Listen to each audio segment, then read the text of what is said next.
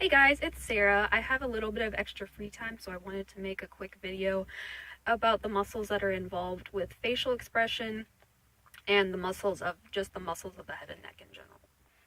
And so first of all, we're going to go over the muscles of facial expression. And like in my last video, I'm using Pearson's Anatomy and Physiology 1 Lab Manual. So I'll have that link down below. So first we're going to start off with your two circular muscles in your face. You've got your orbicularis oris right here, and you've got your orbicularis oculi right here. And basically what these circular muscles allow you to do is kind of like squint, or like it draws them together. So for example, your orbicularis oris allows you to make like a whistling or a kissing motion with your lips, so like this. And then your orbicularis oculi allows you to kind of squint your eyes and wink and blink. And so next we're going to talk about your smiling muscle. The muscle that is most responsible for making you smile is your zygomaticus, and there's two parts to it. There's a zygomaticus minor, and a zygomaticus major. So I'm gritting. This is because my zygomaticus major and minor are both pulling my lips backwards. So when I smile, my zygomaticus right here, there's two parts. There's a zygomaticus minor, which is closer to your nose, and there's a zygomaticus major, which is further away from your nose. And the action of those two muscles helps you pull your lips back and allow you to smile like this. So there's another muscle that's involved in smiling, and it's called your risorius. And it helps out the zygomaticus by pulling your lips to the side. So like that. That's your risorius. But it's a synergist. So that means it doesn't do the main action of the smiling expression, but it helps it out. There's one other muscle involved in smiling, and that's called the levator labii superioris. And it's a muscle that goes from right here almost up to the middle of your eye, and it allows you to open your mouth. So now, since we've talked about the muscles that help you smile, we're going to talk about the muscles that make you frown. So the biggest muscle that allows you to frown is called the depressor anguli oris, and that is located just kind of right around here, around this area. So the lateral portions of your mouth and downward, and that, instead of going like this, it pulls downwards. So you go like this.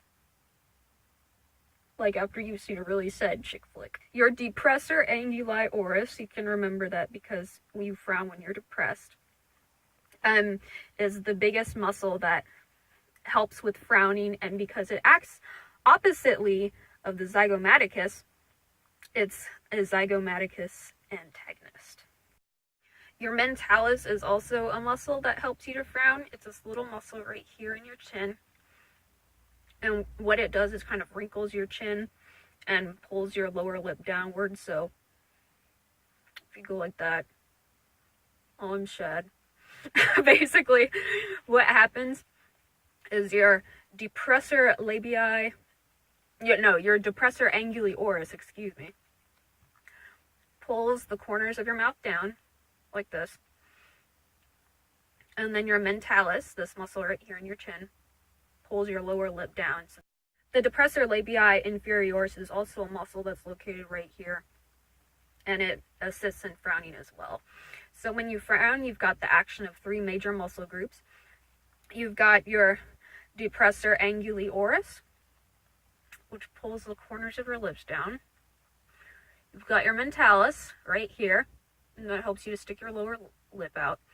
And then you'll also have your depressor labii inferioris, which just assists the other two in doing their action. So it's a synergist as well. Now we get to the fun part, and we get to talk about the muscles that are involved with your eyebrow movement. So the first facial muscle that we're going to talk about that's involved with eyebrow movement is your epicranius. Your epicranius is a muscle with two parts, basically. There's a portion anteriorly, and then there's a portion posteriorly, and it's connected by a big tendon sheath called an aponeurosis. And so then what this muscle does, is it helps you to raise your eyebrows. So this muscle right here, your frontalis, helps you to raise your eyebrows. Then you've got your corrugator supercilii, which is a muscle that's located right here.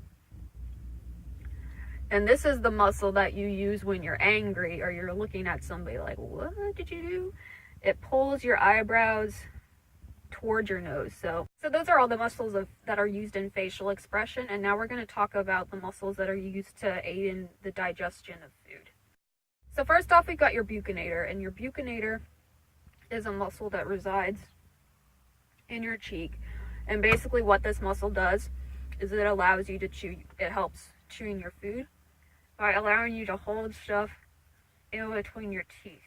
So the contraction of the buccinator right here, if you have a piece of gum in your mouth, or if you're eating something while you're watching this video, you can try this with me. But take the piece of food, put it between your teeth, and you can feel that contraction of the buccinator right there. If you're able to whistle, go ahead and try this with me. Purse your lips together like you're going to whistle, and you can feel that little muscle about right here on the inside of your cheek contracting. Two other muscles that assist in chewing are known as the pterygoid muscles. And the pterygoid muscles are really deep in here.